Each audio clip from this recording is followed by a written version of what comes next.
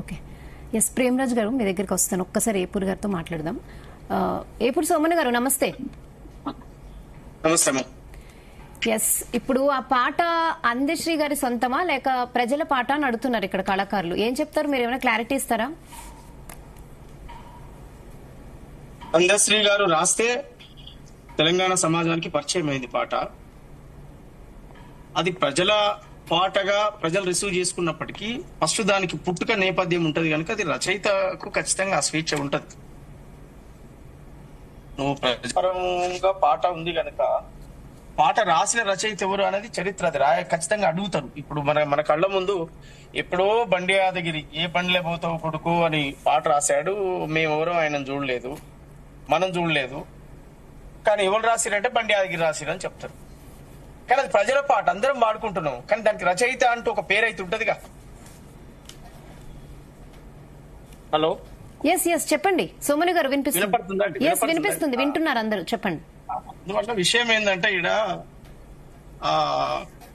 ఏ ఒక్క రచయితను ఏ ఒక్క music director ను అవమానించడమో లేకపోతే అవహేళన చేయడమో అనే ఉద్దేశం కాదు. కాకపోతే ప్రేమరాజ్ అన్నకు అందశ్రీ గారికి ఉన్నటువంటి ఆ దగ్గరి చనువుతో తనే కాల్ చేశాడు కదా. ఇది నిన్న మాట్లాడిన తర్వాత నేను కాల్ రికార్డ్ విన్నాను.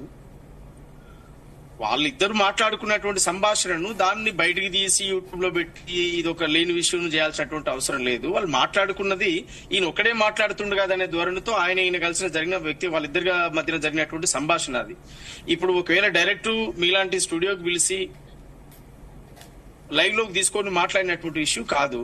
అందువల్ల దీన్ని అంత పెద్దగా చేయాల్సినటువంటి అవసరం లేదు. ఎందుకంటే గతంలో చూసుకుంటే తెలంగాణ రాష్ట్రం వచ్చిన తర్వాత కూడా తెలంగాణ రాకముందుకు మన అస్తిత్వం మీద పడ్డది, మన సంస్కృతి మీద పడ్డది, మన సాంప్రదాయాల మీద మన సంస్కృతి మీద అనేక అవమానాలు అవహేళనలు జరిగినాయి.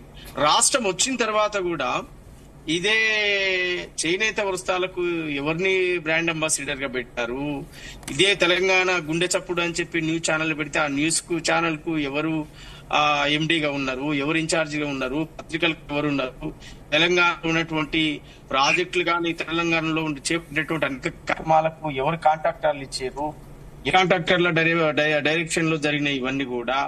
అందువల్ల తెలంగాణ రాష్ట్రం వచ్చిన తర్వాత 10 సంవత్సరాల కాలం పాటు అసలు మాట్లాడితే నేరంగా అసలు ఏ విషయం మీద కూడా డిస్కస్ చేయనటువంటి ఒక పరిస్థితిగా ఒక అణిచివేత ధోరణి జరిగింది. ఆ అణిచివేత ధోరణి 50 ఏండ్లు 60 ఏండ్లు సీమాంధ్ర దోపిడీ పాలనలన్నా కనీసం స్వేచ్ఛగా ఆ రోజు రోడ్డెక్కి అనేక పాటలు పాడుకున్నాం, అనేక మాటలు మాట్లాడుకున్నాం, అనేక స్వేచ్ఛగా ఉన్నాము. కానీ తెలంగాణ వచ్చిన తర్వాత 10 ఏండ్ల కాలం ఒక అఘోరమైనటువంటి నిర్బంధంలో జయ జయ తెలంగాణ అనే పాట మనగడకు నోచుకోకుండా పోయి కేవలం ఒక దళితుడు రాసిండను లేదా ఒక పేదోడు రాసిండను లేకపోతే ఇంకా ఏ కోణం అయినా కావచ్చు ఆ పాటను గౌరవించకుండా అణిచివేయబడి ఉన్నటువంటి పాట. ఆ పాటను అప్పుడున్నటువంటి పాలకులు నిర్లక్ష్యం వహించి అప్పుడున్నటువంటి పాలకులు ఆ పాట రచయితను గాని లేదా తెలంగాణ కోసం పోరాడిన అనేక మంది కవులు కళాకారులను కూడా. సరే, ఇప్పుడు మీరు దాన్ని అఫీషియల్ చేయబోతున్నారు, కరెక్టే. అఫీషియల్ చేయడం ఒకటే కాదు కదా, దానికి ఒక్క మాట వినండి. నన్ను మాట్లాడి అయిపోయింది, నన్ను మాట్లాడివ్వండి. కాదు, ఇంకొక క్లారిఫికేషన్. ఇప్పుడు చార్మినార్ కాకతీయ కళాతోరణం కూడా లేకుండా చేస్తున్నారు కదా చిహ్నంలో. సరే, అది మీరు ఒప్పుకుంటారా? ఒక్క మాట వినండి. మీరు మనం పాలించమని చెప్పి పాలించమని చెప్పి మనం ఒక హక్కు ఇచ్చినాం.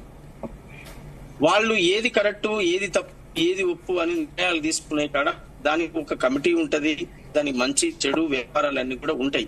ఎవరికి వాళ్ళే ఏకఛత్రాధిపత్యంగా ఇప్పుడున్న పాలకులు తీసుకుంటారు అనేది నేను అసలు ఎట్టి పరిస్థితుల్లో ఏకీభవించను. కానీ ఇప్పుడు జరిగింది కదండి, ఇప్పుడు జరుగుతుంది అని అంటున్నారు కదా ఇప్పుడున్న కళాకారులు.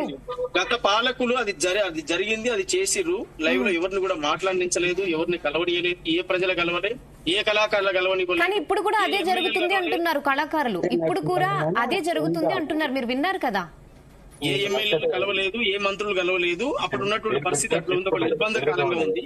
ఇవాళ ఇలా పరిస్థితి లేదు, ఇవాళ కొంత స్వేచ్ఛ ఉంది, మాట్లాడుకునే. ఓకే సోమన్ గారు, ఒక్క నిమిషం లైన్ లో ఉండండి.